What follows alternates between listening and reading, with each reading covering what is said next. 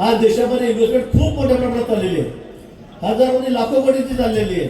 पण मला वाटतं अजून आपल्याकडे इंडस्ट्री ज्या पद्धतीने द्यायला पाहिजे त्या प्रमाणामध्ये अजून आलेल्या नाही. आणि म्हणून आपल्याला इंडस्ट्री आणून या 6 महिन्यात 8 महिन्यात मी मुख्यमंत्री मोदींच्या मागे लागलेलो आहे. आणि त्यांनी सांगितलं की थोडं थांब, तुमच्याकडे मोठे 2-3 युनिट देतो की त्यातून हजारो लोकांना त्या ठिकाणी रोजगार मिळणार, हजारो लोकांचे आपल्याला काम मिळणार. ते आपल्याला या ठिकाणी करण्यासारखी कामं भरपूर आहेत. निश्चित ते आपण त्या ठिकाणी पूर्ण करूया. पुन्हा 4 वर्ष मुख्यमंत्री आपलेच आहेत, पंतप्रधान 4 वर्ष आपलेच आहेत, दिल्लीपासून दिल्लीपर्यंत सरकार आपलं आहे. त्यामुळे कुठेही निधी कमी पडणार नाही. आणि म्हणून तुम्ही या भानगडीत पडू नका. कुठे तुतारी वाजवायची किंवा कुठे मशाल घ्यायची, काय भानगडीत पडू नका. त्या उभाटाचा सगळा फपुडा झालाय, मशाल बंद पडलेली आहे, तर तेलच नाही आहे सध्या.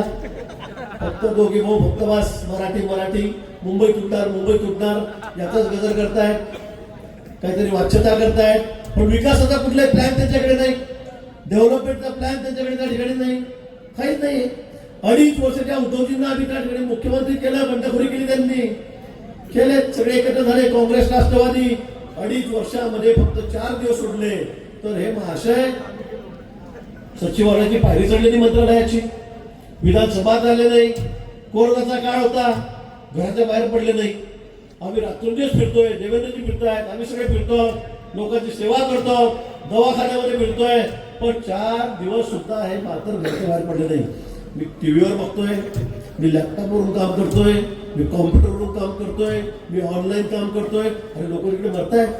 आणि तुम्हाला त्या ठिकाणी त्या गुंडाळ्याच्या बॅग आहेत, हजार रुपयाची बॅग तुम्ही 5,000 रुपयात घेताय. खिचडी महापालिकेने खिचडीसाठी जागा उभी केली, त्यात तुम्ही 10 पट पैसे खातात.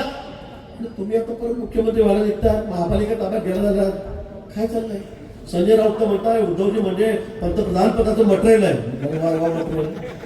असं सगळं मटेरियल राहतं. 2.5 वर्षामध्ये 1 दिवस घराच्या बाहेर पडत नाही, लोक मरतायत. आणि हे मटेरियल पंतप्रधान बनवतं म्हणजे काय होईल देशाचं, काय होणार आहे? आणि म्हणून मला असं वाटतं की आता विचार करून आपल्याला निर्णय घ्यावा लागतो.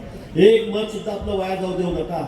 आज देशाचे पंतप्रधान बघा मोदीजी, सगळ्या जगामध्ये त्याचा डंका आहे.